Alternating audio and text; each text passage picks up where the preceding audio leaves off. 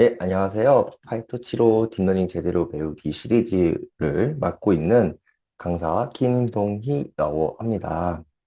이번 시간에는 제가 파이토치를 활용해서 딥러닝을 이용하는 데 있어서의 이제 활용 버전을 강의를 시작하려고 합니다. 그 첫 번째 시간인 거고요.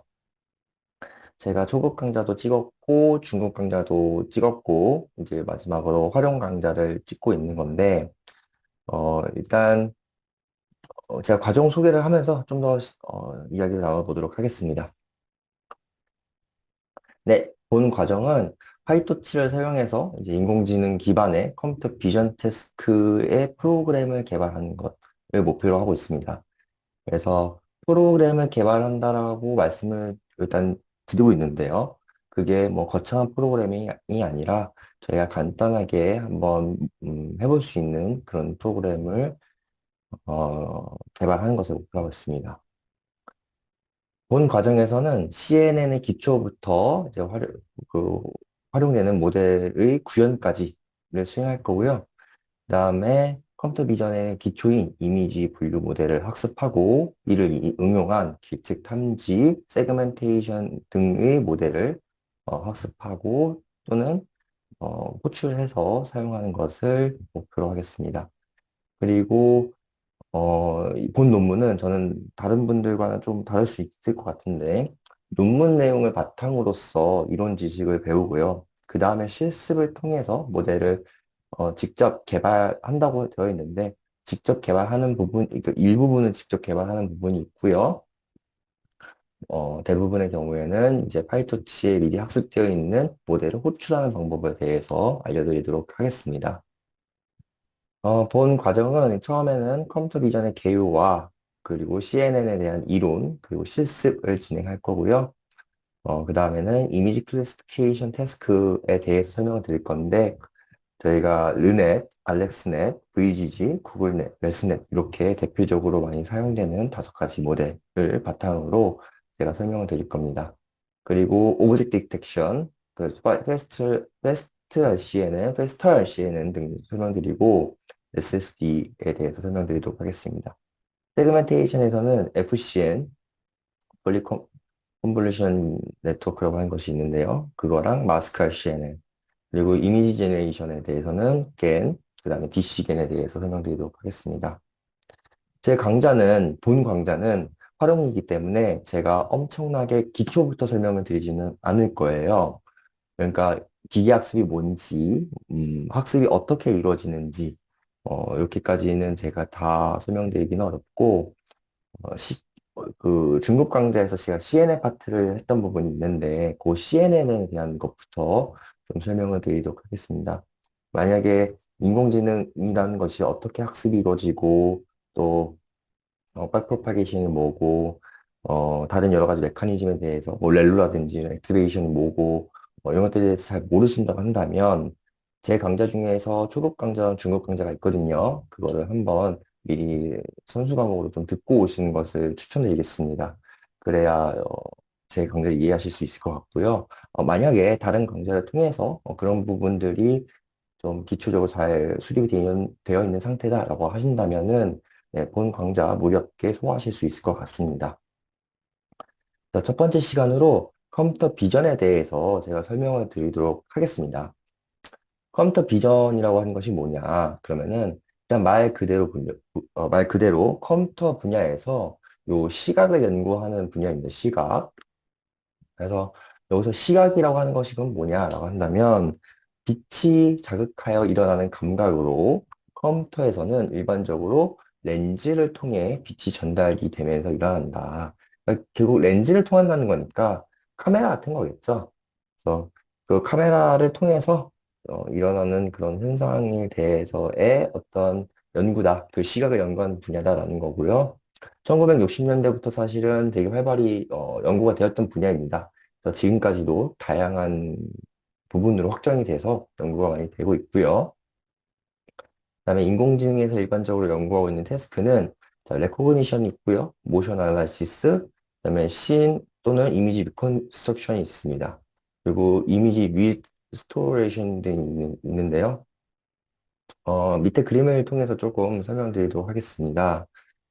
여기 클래시피케이션, 지금까지 제가 많은 강좌에서 했던 그 기초적인 업무입니다. 그래서 클래시피케이션 뭐냐? 이미지를 주고요. 싱글 오브젝에 대해서, 하나의 단일 오브젝에 대해서 이 이미지가 뭐겠니? 라고 물어보는 겁니다. 네. 그래서 이건 고양이야? 이렇게 하는 거고요. 예를 들면 이 앞에 있는 풀이나 여기 뒤에 있는 산 같은 것들은 이제 인식을 하지 않는 것이죠. 반면에 세그멘테이션이 있는데요. 그 중에서도 일단 시멘틱 세그멘테이션이라는 것이 있습니다. 이건 뭐냐면은 각각의 객체에 대해서 그러니까 인식을 하는 거예요. 그러니까 뭐냐면은 이게 풀이다. 여기 보시면 풀이다, 하늘이다, 고양이다, 뭐 나무다, 이런 식으로 해서 인식을 하는데요. 이제 픽셀 단위로서 그것을 인식을 하는 거고요. 그래서 노 오브젝이라고 하는 건 뭐냐면은 각각이 이제 고양이가 지금 여기 고양이 한 마리지만 여러 마리가 있다고 한다면 그게 어떤 고양이를 나타내는 건지에 대해서 각각 나타내는 건, 알아내는 건데 그런 건 하지 않는다는 게 시메틱이고요. 어, 반대되는 개념이 인스턴스 세그멘테이션입니다. 그래서 이쪽을 먼저 설명을 드리면 인스턴스 세그멘테이션, 그러니까 픽셀 단위로서 수행을 하는데요. 그 중에서도 요 빨간색 더그랑 초록색 더그랑 요 캣이 서로 다른 오브젝이다를 인식하는 겁니다. 그래서 만약에 이 강아지한테 이름이 있다라고 한다면 뭐 이거는 뭐 빨간색 강아지야, 이건 초록색 강아지야 이런 식으로 각각에 대해서 그 오브젝 자체를 인식하는 것이 인스턴스 세그멘테이션입니다. 그리고 클래시피케이션과 로컬라이제이션이 있는데요. 클래시피케이션, 로컬라이제이션은 이제 이렇게 어떤 지역에 어, 고양이 이름이 뭐냐 뭐 이런 것들인 거고요. 오브젝트 디텍션은 강아지들에 대해서 또는 고양이라든지 이런 것들을 가지고 말 그대로 오브젝을 인식한 것을 의미하고 있습니다. 뒤에서 조금 더 설명을 드리자면은 일단 클래시피케이션 같은 경우에는 컴퓨터 비전에서 이미지 한 장에 대해서 어떤 종류를 예측하는 것입니다. 또 데이터가 어떻게 구성되어 있냐면은 이미지 한 장에 대해서 그 이미지를 나타내는 라벨 이렇게 해서 1대1 매핑이 딱 되어 있는 상태인 거죠. 그래서 초창기에 가장 많이 해결하려고 했던 태스크이고요. 전형적인 환경에서는 현재까지도 정확도가 가장 높은 방법입니다.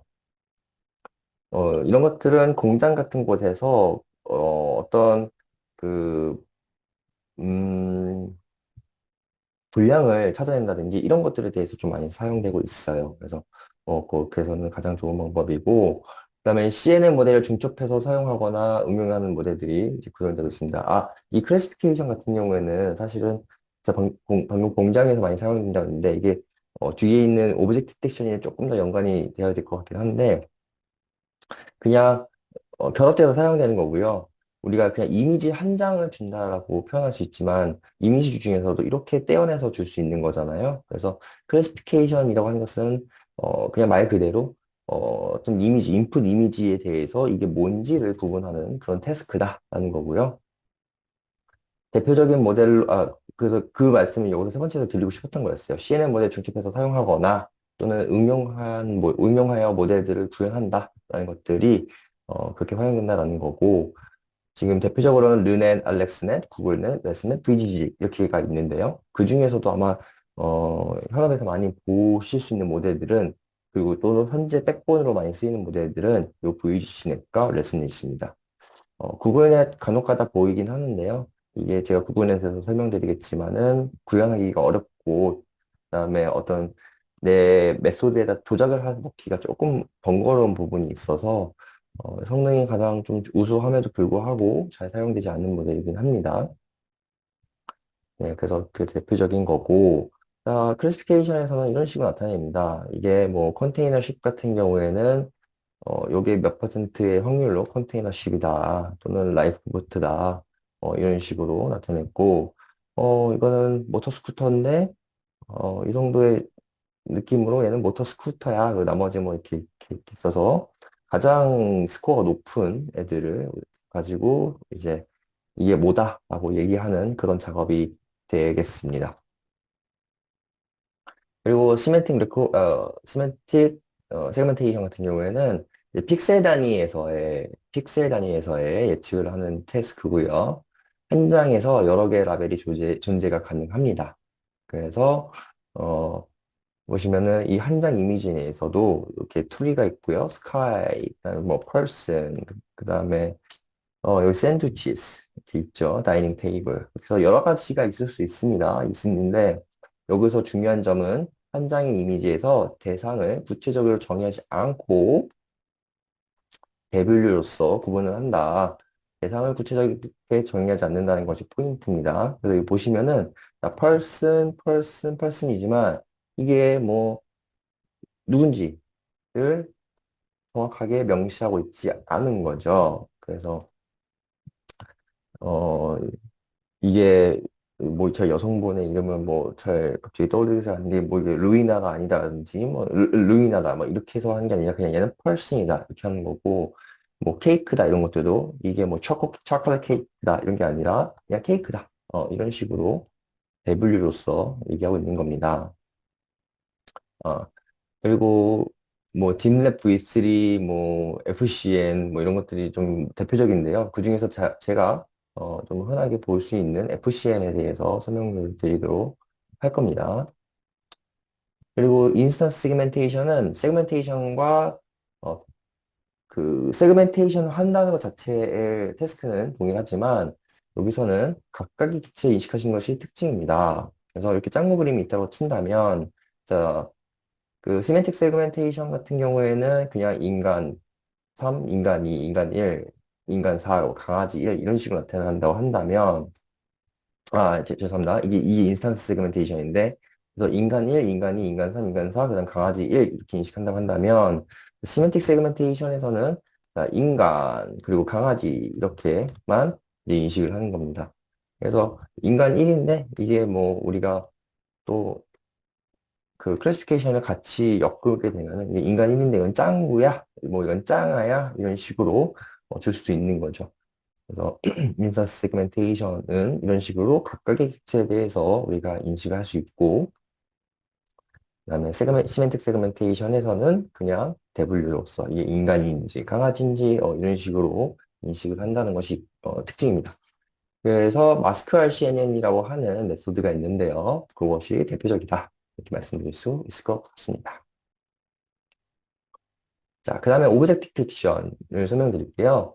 자, 우리가 오브젝트 디텍션이라고 한다면 하나의 이미지에서 사물을 탐지하는 겁니다. 사물 탐지하는 건데, 자, 여기서 사물의 위치, 로컬라이제이션과 사물의 종류인 라벨을 동시에 예측하는 것입니다. 동시에. 그래서 탐지 방법에 따라서 원 스테이지 디텍션이 있고요. 그 다음에 투 스테이지 디텍션이 있습니다. 그래서 나중에 제가 또 자세하게 설명을 드리겠지만, 자, 일단 지금 간단하게 설명을 드리자면, 투 스테이지 디텍션이라고 하는 것은 리전 프로포설에 그래서 내가 어떤 부분을 가지고 예측할 것인가에 대해서 후보군을 좀 뽑아야 돼요. 그리고 거기에 그 자동차라든지 이렇게 뭐 이미지가 있을 건데, 요 후보군을 뽑는 작업을 수행한 다음에 이것이 어떤 모델에, 그러니까 클래시피케이션 모델에 들어갑니다. 뭐 CN이 될 수도 있고 뭐 다른 거 될 수도 있지만 일단 뭐 클래시피케이션 정확한 클래시피케이션 하는 모델이죠. 클래시피케이션을 하는 모델에 들어가게 됩니다. 그랬을 때 이게 뭐 자동차다, 카다 또는 뭐 바이스클이다 이런 식으로 예측하는 일을 하게 되는데 이거 그려놓고 보니까 조금 그렇네요. 바퀴까지 그려주겠습니다. 그래서 카다 이런 식으로 이제 인식을 하게 되는데 그것을 이렇게 이 리전 프로퍼사이라고 하는 작업을 먼저 선수행하고 그 다음에 클래시피케이션을 하게 되면은 투 스테이지입니다. 투 스테이지. 네. 지금 그 자료가 좀 좋지는 않은데 제가 만들었지만 자료가 좀 좋지 않은데 이 순서가 이렇게 매칭되는 거예요. 페스트럴 LCN이라고 하는 것이 투 스테이지 디텍션이고요. 그걸 이제 원 스테이지 이 리전 프로퍼사일과 동시에 at the same time 원 스테이지 디텍션을 한다고 한다면 아니 그 클래시피케이션을 한다고 한다면 이것은 원 스테이지 디텍션입니다. 그래서 이게 대표적인 게 SSD, 욜로 이런 것들이 있는데요. 저는 그 SSD를 가지고 설명을 드리도록 하겠습니다. 그 욜로가 버전이 굉장히 많이 나왔기 때문에 그거를 다 설명드리기 어려워서 어차피 원 스테이지 디텍션이 이런 거다. 이런 게 좀 다르다라는 걸 설명드리는 자리이기 때문에 SSD를 기준으로 좀 설명을 드려보도록 하겠습니다. 자, 지금 제가 여기까지 설명드린 거 세 개, 어, 지금 어떻게 보면 두 개죠. 세그멘테이션과 그다음에 오브젝트 디텍션. 이거는 레코그니션이라고 하는 파트로 대분류를 좀 묶을 수 있긴 합니다. 사실 이 대분류를 묶는다는 게 뭐 엄청 크게 중요한 이슈는 아니긴 하지만 그냥 그렇게 나눌 수 있다. 이 정도 알고 계시면 될 것 같고요. 모션 아나리시스도 있습니다. 모션 아나리시스가 있는데 이것은 이제 키포인트 디텍션이라든지 뭐 그런 것들을 얘기하고 있습니다. 키포인트 아나리시스라고 하는 것은 사물 특정 위치를 학습해서 행동을 예측하거나 분석하는 컴퓨터 비전 기술이고요. 그래서 일반적으로는 사람을 대상으로 많이 연구가 진행되었고, 최근에는 동물에 대한 연구도 진행이 되고 있습니다. 그래서 대표적인 모델로는 키포인트 RCNN이라는 게 있고요. 이런 식으로 사람이라고 하는 어떤 뭐 하나의 오브젝트 인식한 다음에 거기다가 이렇게 팔, 다리 이런 것들을 키포인트를 가지고 인식하는 것을 알 수 있습니다. 이렇게 보시면 동영상 보시면 좀 움직이죠? 이런 식으로 움직일 때 예, 요 관절들이 어떻게 움직임을 갖고 있는지 이런 식으로 하고요.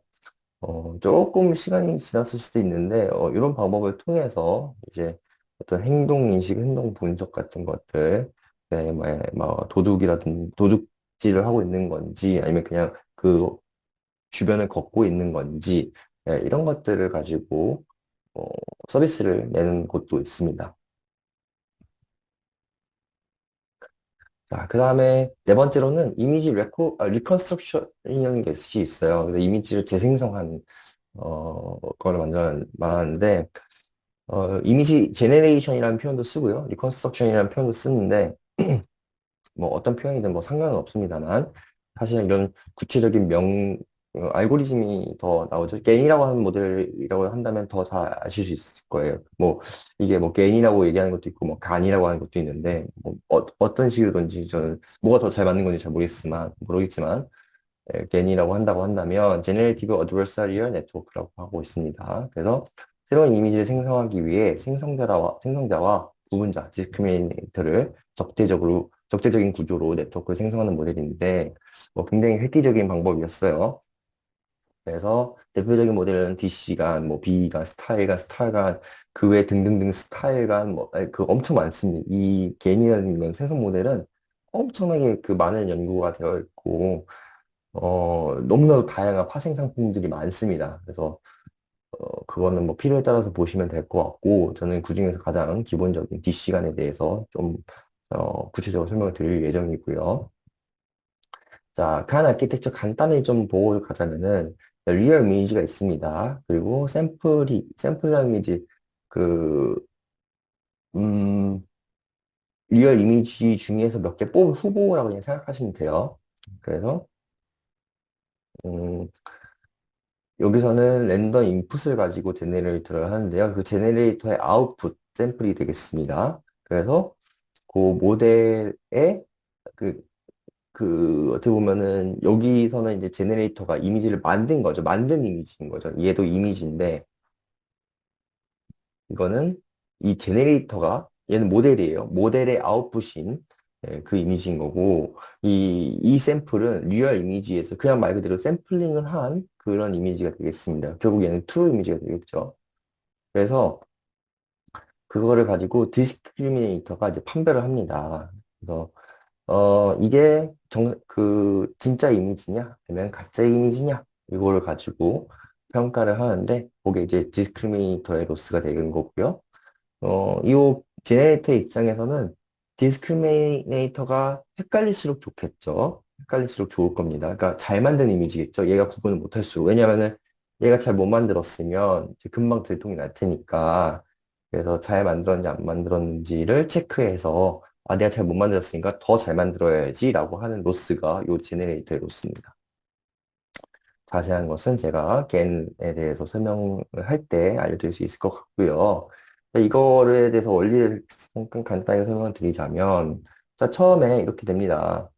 이게 리얼 화폐라고 한다면 20불짜리 화폐라고 한다면 어 이게 지금 처음에는 이렇게 만들어요. 페이크를 만들고 이게 리얼이라고 한다면 100달러짜리 이렇게 만들겠죠. 처음엔 잘 못 만들 거예요. 막 이렇게 만들었습니다.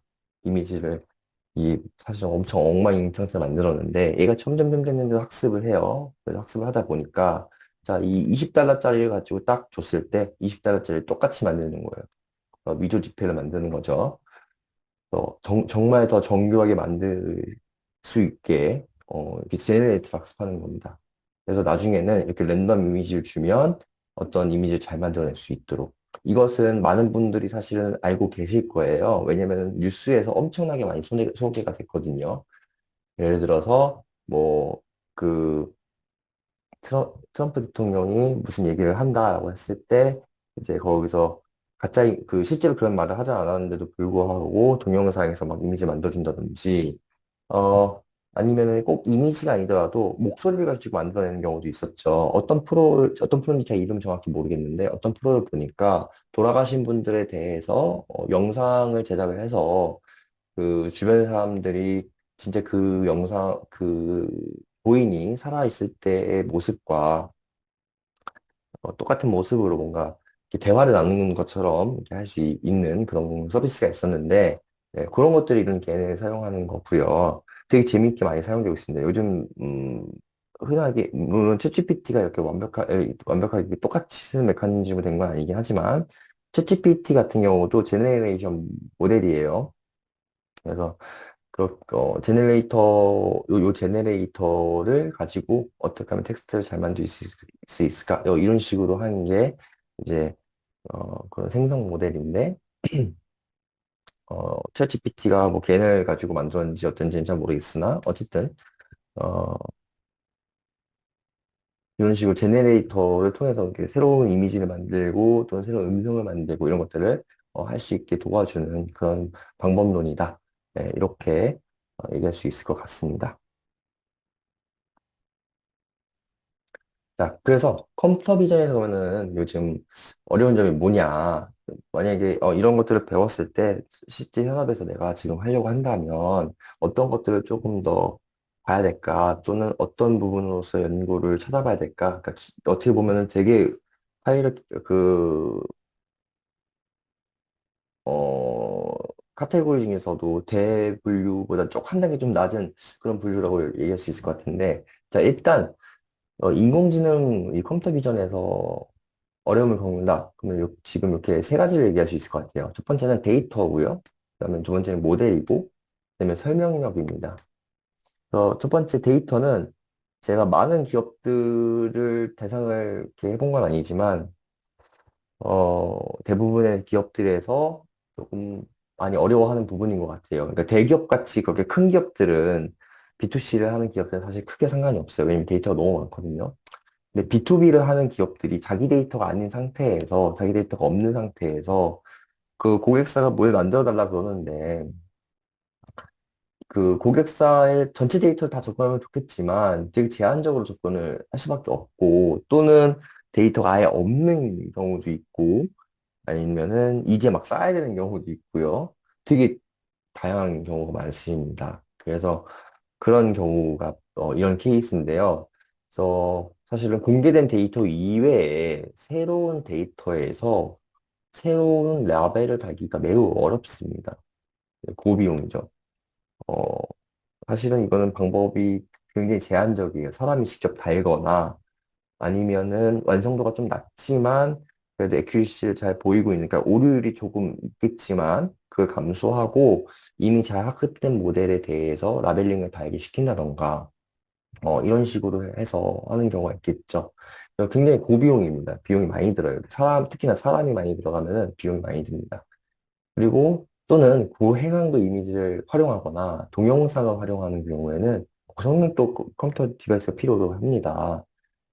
그래서 어, 일, 어, 고해상도 이미지 몇 장만 보여도 사실 용량이 엄청나거든요. 뭐 몇 테라, 수백 테라가 되는 경우도 있어요. 그리고 동영상 같은 경우에는 프레임 단위로 하게 되는데, 뭐 60프레임만 하더라도 1초에 60프레임에도 60장의 이미지를 사용하는 건데, 동영상이 또 1초짜리는 없잖아요. 뭐 10초, 뭐 1분, 3분 뭐 이렇게 될 건데 그런 경우에 이미지가 엄청 많아지게 되겠죠. 그런 경우에는 학습을 위해서 또는 학습뿐만 아니라 경우에 따라서는 그 평가나 활용을 위해서 고성능의 컴퓨터 디바이스가 필요하다. 이것들이 좀 어렵고요. 그래서 이런 것들을 만약에 해결하려고 한다라고 한다면 완벽하게 해결할 수 있는 방법은 아니지만 일단 셀프 슈퍼바이즈 러닝이라는 것들이 있고요.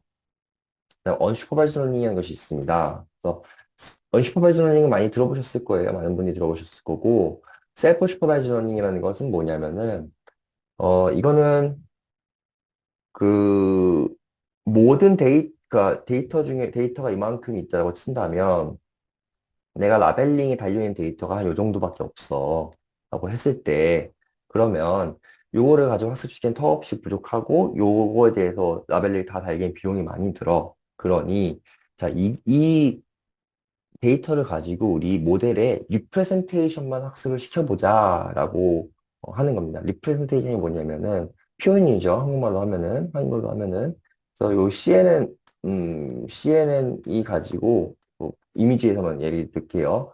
CNN에서 어떤 여러 개의 레이어를 가지고 학습을 한 다음에 요 뒤에서 요 아웃풋이 이제 그 fully connected 레이어라고 하는 곳에 가죠. 여기서 또 레이어를 쭉쭉쭉쭉 해가지고 결국엔 하나의 로짓이 나오게 될 텐데, 자, 로짓은 예측을 하는 부분이고, 요 뒷부분은 예측을 하는 부분이고, 요 부분, 요 표현을 학습하는 부분입니다. 표현을 학습하는 부분. 요 부분을 학습을 시킬 때, 지금 이렇게 라벨링이 없는 데이터를 가지고 학습시키자는 거예요. 이거는 제가 간단하게만 설명을 드리자면은 예를 들어서 뭐 이미지가 이렇게 있을 때 이걸 잘라가지고 자, 요 가운데 들어갈 이미지가 뭘까요? 그래서 이제 가운데 그림을 잘 맞추게. 왜냐면 이거에 대해서 트루라벨은 존재하잖아요. 예, 진짜 원본 이미지에서 요 부분이 살아있으니까, 요 이미지를 잘 그리게 하는 태스크들을 학습을 임의로 시켜서 그 표현을, 죄송합니다. 그 표현을 가지고 표현을 학습시키게 만드는 겁니다. 예, 그러고 나서 요 정답을 예측하는 요 부분들은 라벨을 갖고 있는 요 일부분을 가지고 학습을 시키면, 어, 적은 데이터라도 학습이 잘 된다. 그러니까 이게 전체 데이터가 라벨이 다 달려있는 경우보다는, 조금 부족할 수 있겠지만, 그래도 요것만 가지고 학습했을 때보다는 예, 결과가 좋게 나온다라고 하는 연구 분야가 셀프 슈퍼바이즈 러닝이라고 하는 분야입니다.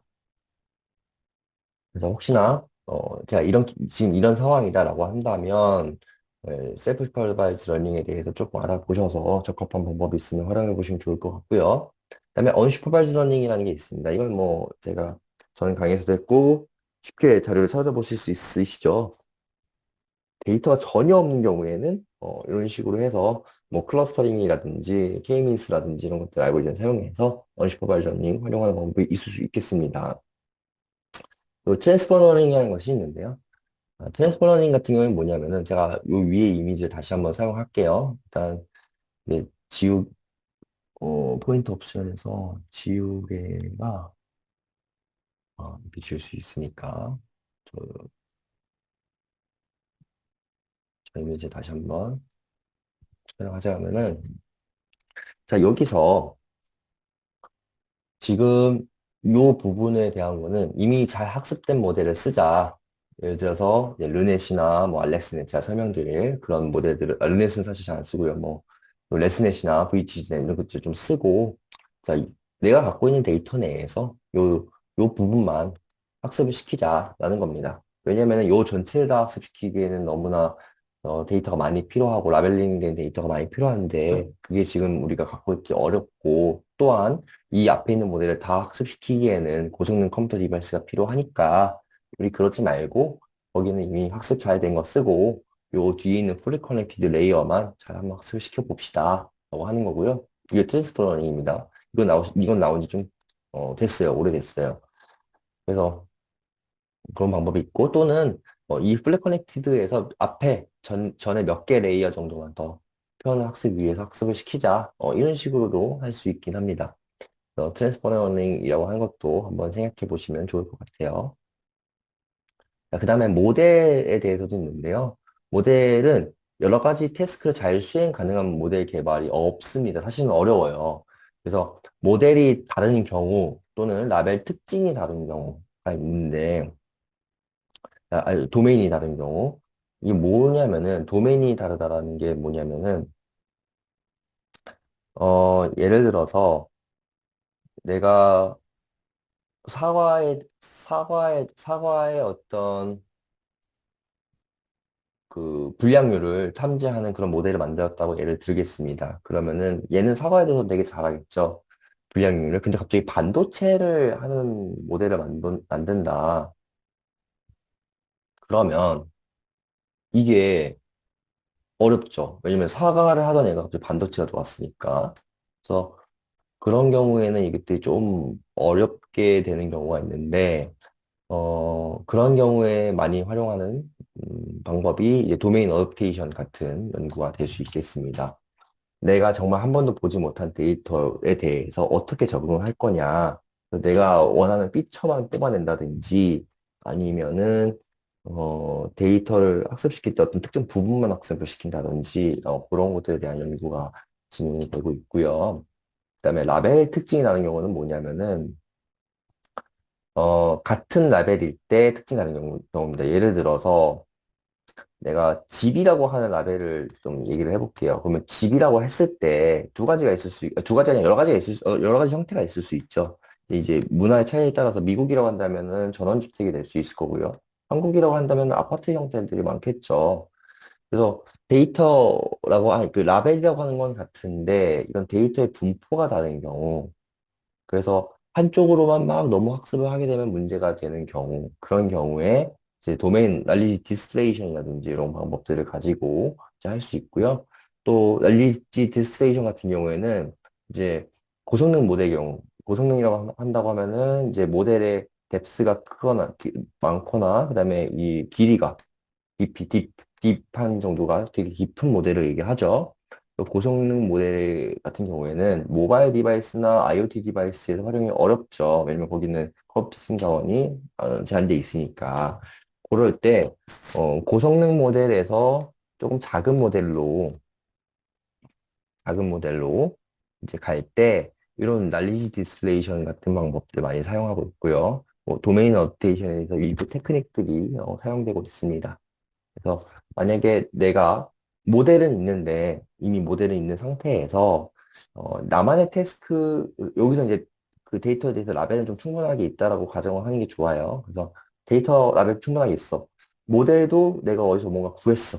근데 이게 조금 달라. 이럴 때 리지스레이션이라든지 또는 도메인 어테이션 같은 연구들을 한번 참고를 해보시면 많은 부분 해결하실 수 있을 거라고 생각이 듭니다. 그 다음에 익스플레이너블 AI는, 익스플레이너블리티는 사실은 연구가 이제 막 시작되고 있고, 어느 정도 이게 뭐 결과가 나왔다라고 얘기하기도 어려울 정도긴 한데요. 어, 지금 많은 관심을 가지고 진행이 되고 있는 분야긴 합니다. 그래서 우리가 인공지능 모델에 도출한 예측 결과에 대해서 설명력을 부여할 수가 없다라는 게 사실은 단점이라고 하는 단점일 수 있겠는데요.